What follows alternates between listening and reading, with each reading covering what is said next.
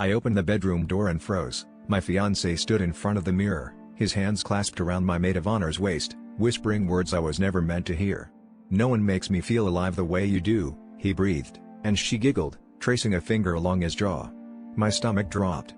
The vows he rehearsed weren't about devotion or forever, they were pure, burning confessions, the kind that belonged in secret letters, not wedding speeches. For a split second, I thought I'd walked onto the set of someone else's life. Neither of them noticed me. I watched his lips move over promises of passion and escape, vows to run away, to start over, just the two of them. She whispered back, she'd wait for him, she'd always loved him more than me.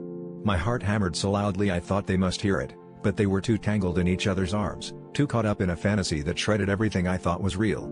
Suddenly, every late-night text, every inside joke, every time she'd convinced me to give him another chance, clicked into place. I didn't make a sound. I backed out, closed the door, and stood in the hallway, shaking. My mind raced with images, the engagement ring he slid onto my finger, our families laughing at the rehearsal dinner, the way she'd hugged me tight when I asked her to be my maid of honor. I wanted to scream, to confront, to burn it all down.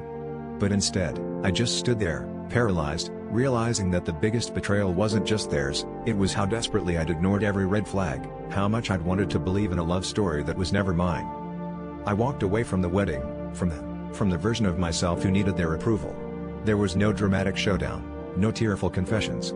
Just me, finally facing the truth I'd buried for years. I'd been fighting to keep a relationship alive that had never belonged to me. The twist wasn't their affair, it was that I'd let them write my story for so long, I'd almost forgotten how to start over.